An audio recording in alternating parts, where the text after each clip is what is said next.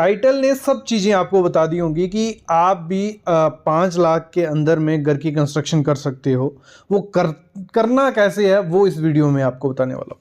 देखो 5 लाख की अंदर में कंस्ट्रक्शन पॉसिबल तभी हो पाती है, कुछ चीज़ें आपको ध्यान रखनी पड़ेंगी। 5 से 6 चीज़ें ध्यान रखोगे तो आप कर लोगे, कोई उसमें बड़ी टेक्नोलॉजी की ज़रूरत नहीं है। और ये अगर मैं बताऊँ 5 लाख का घर क्यों, अगर आप सोच रहे हो कि 400 से 500 स्क्वायर फीट आपके पास जगह है, आपको 2 BHK बनाना है तो आप बना सकते हो 5 लाख के अंदर। जहाँ किसी को वो घर रेंट पे देना है या जो भी करना है, तो कैसे हम बनाएंगे वो आज आपको मैं बताऊंगा। तो सबसे पहली चीज आपको क्या करनी है, जब भी घर की कंस्ट्रक्शन करवानी है, जो आपको लेबर हायर करनी है वो लेबर कॉन्ट्रैक्टर लेना है। फुल मटेरियल के साथ किसी को काम मत देना, लेबर कॉन्ट्रैक्टर को देना। जो भी आपके एरिया में रेट चल रहा है 160 170, और उस रेट में वो क्या क्या करके देगा वो एक बार नोट कर लेना। प्लास्टर तक देना, मतलब टाइल का अलग से, प्लम्बिंग का अलग से, इलेक्ट्रिशियन का अलग से, वो अलग रखने।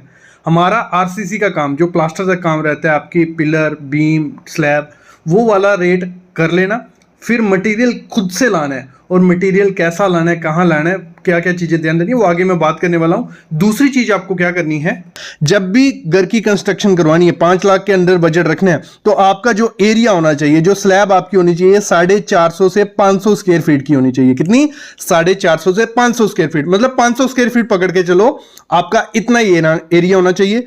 दूसरी चीज आपको क्या करना है, जो प्लॉट आपका हो, स्क्वायर या रेक्टेंगुलर देखना। सीधा प्लॉट होगा तो आसानी से घर बन जाता है, ज्यादा खर्चा नहीं होता है। ये 2 चीजें आपको ध्यान रखनी है। अगली चीज है, देखो 500 स्क्वायर फीट में आपका 2 BHK बन जाता है। 2 आपके कमरे बन जाएंगे, एक आपका ड्राइंग रूम बन जाएगा, एक किचन, बाथरूम, ये सब चीजें उसमें आ जाएंगी। मतलब एक 2 फैमिली, 2 भाई या एक फैमिली अच्छे से उस घर में रह सकती है। इसमें आपको प्लान बिल्कुल सिंपल रखना। प्लान सिंपल रखने का मतलब यह है, ज्यादा गैलरी नहीं निकालनी है, ज्यादा बालकनी नहीं निकालनी है, क्योंकि उनका एक्स्ट्रा खर्चा होता है। तो आपको सिंपल 500 स्क्वायर फीट में आपका घर उठा देना है। और साथ ही साथ आपको करना है load bearing structure. Load bearing structure क्या हो गया, उसमें आप क्या करोगे, कॉलम और बीम नहीं दोगे। अब काफी लोगों का ये होगा कि सर कॉलम बीम नहीं दे रहे हैं तो अब वो रिस्की हो गया, फ्यूचर में कुछ ना कुछ रिस्क होगा। देखो जितना छोटा घर होगा रिस्क उतना ज्यादा कम होता है। और पहले के स्ट्रक्चर आप देख लो, कोई भी पुराने महाराजा टाइम के स्ट्रक्चर देख लो, किसी में कॉलम बीम है, किसी में नहीं है। तो आपको बस ध्यान देना होता है, जब लोड बेरिंग स्ट्रक्चर बनाना है कुछ चीजों का ध्यान देना है। वो मैं बोलता हूं फ्रेम स्ट्रक्चर से स्ट्रांग होता है, बस कुछ चीजों का ध्यान दोगे तो लोड बेरिंग स्ट्रक्चर जब हम बनाते हैं तो हमारा खर्चा बहुत ज्यादा कम हो जाता है। तो लोड बेरिंग स्ट्रक्चर बनाने में आपको 9 इंच की दीवार देनी है। बाहर की जो भी दीवारें रहेंगी वो 9 इंच की देना। कितनी? 9 इंच की दीवार देनी है। अंदर की जो भी दीवार रहेगी वो 4 इंच की देनी है। यहां तक क्लियर हो गया? इतना आपको कर देना है।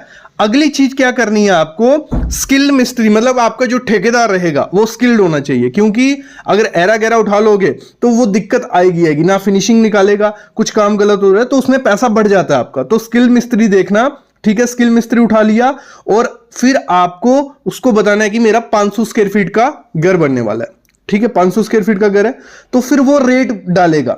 तो इस समय अगर लोड बेरिंग स्ट्रक्चर बनाते हो तो आप 1050 रुपए देके अपना घर कंप्लीट कर सकते हो। अभी सब लोग बोलेंगे सर 1050 में कैसे घर कंप्लीट होगा, इस समय 1300 1400 रेट चल रहा है। वो रेट चल रहा है, लेकिन 1050 में भी अच्छा घर रेडी हो जाता है। तो मतलब आपको क्या करना है, देखो 500 इंटू 1050 करते हैं, कुछ अप्रॉक्स 5 लाख रुपया हमारा खर्चा आता है। तो हमारा 500 स्क्वायर फीट का घर 5 लाख में रेडी होगा। ये रेडी हुआ बातों से नहीं होगा, आगे मैं बताता हूं और क्या चीजें करनी है। ये हो गया 5 लाख रुपए में हमारा घर रेडी। अभी इसमें भी ध्यान रखना, जैसे शुरू में मैंने बोला आपको लेबर कॉन्ट्रैक्टर करना है, मतलब लेबर जो वो लेके आएगा, मटेरियल आप खुद से दोगे, विद मटेरियल दोगे। कोई नहीं करेगा आपका 1050 में या 1100 में, वो 1300 1400 मांगेगा ही मांगेगा।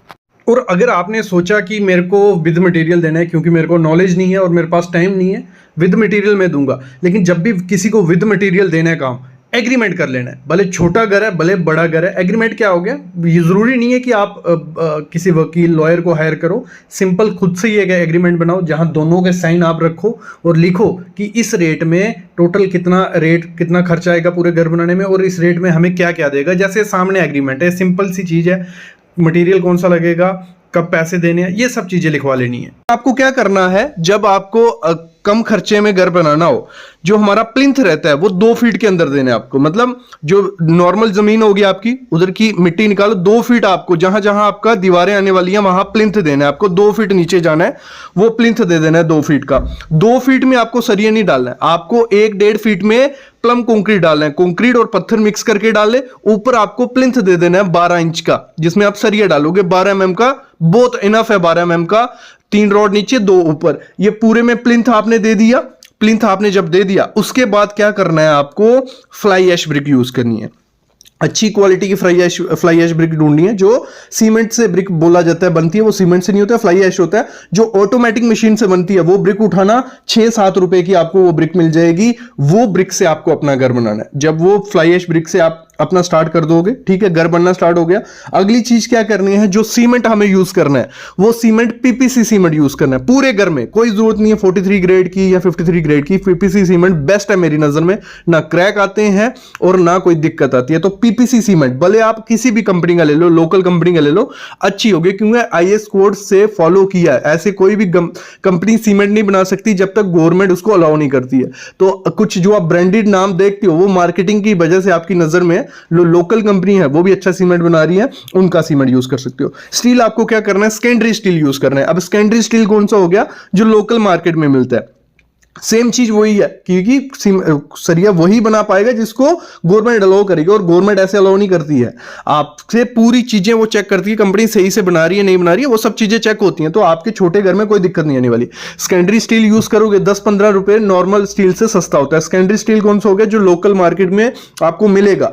जो टॉप नॉर्म है उनको नहीं, जो ऐसे छोटे मोटे नाम है उनको ले लो आप, राकेश वाकेश जो भी होगा वो लगा लो। अगली चीज, जैसे मैंने कहा, गैलरी मत निकालना। जो गैलरी लोग निकालते हैं 2 फीट या 3 फीट, छज्जा जिसे बोला जाता है, वो छज्जा क्या होता है, ठेकेदार पूरा छत नापता है आपका जब बिल बनाता है। तो छज्जे के नीचे कुछ नहीं होता है, लेकिन रेट आपको 1050 रुपए ही पड़ेगा। तो आपको महंगा पड़ रहा है ना, वो छज्जे नहीं निकालो, छज्जे का कोई काम नहीं है। ठीक है, ठीक है, ये कर लेना है। अगली चीज, सीढ़ी जो है वो अंदर से अवॉइड करो, क्योंकि सीढ़ी एक तो जगह काफी ज्यादा लेती है और खर्चा ज्यादा लेती है। तो सीढ़ी बाहर से रखो, सिंपल सी सीढ़ी रखो, कोई दिक्कत नहीं है, तो उसमें भी खर्चा बच जाएगा।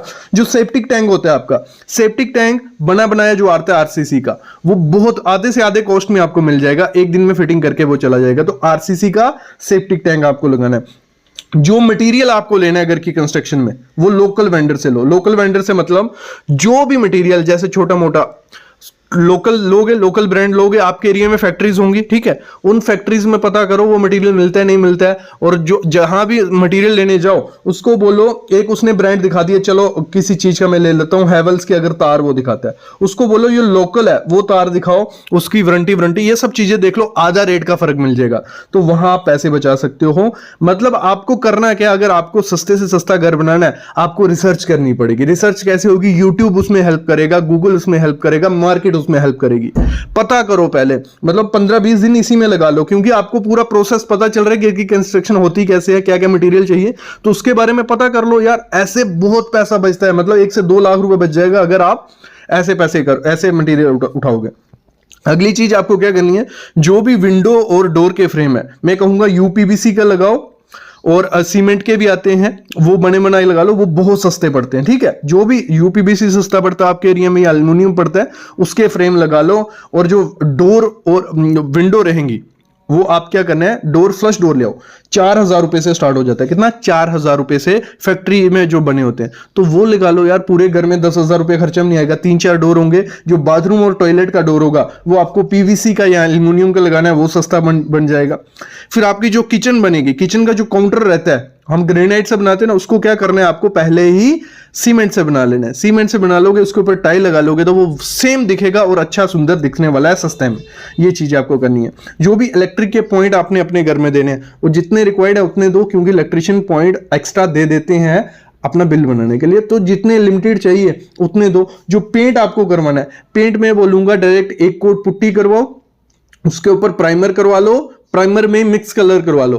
तो 1 कोट पुट्टी और प्राइमर में कलर मिक्स जो भी आपको करवाना है, तो वो आधे से आधे रेट में आपको मिल जाएगा। तो इस तरीके से क्या करना है, आपको घर की कंस्ट्रक्शन करनी है। और मैंने कहा था, जैसे हम लोड बेरिंग स्ट्रक्चर दे रहे हैं, तो लोड बेरिंग स्ट्रक्चर में एक चीज ध्यान देना, जैसे नीचे प्लिंथ दिया, जो लिंटल होंगे आपके, वो आपको देना है। लिंटल कहां देना है? जहां जहां आपके डोर और विंडो का टॉप 7 फुट आता है वहां पे लिंटल दे दो। लिंटल आप कंक्रीट का बैंड दो, 6 इंच का बैंड दो, बीच में 12 mm का सरिया डाल दो।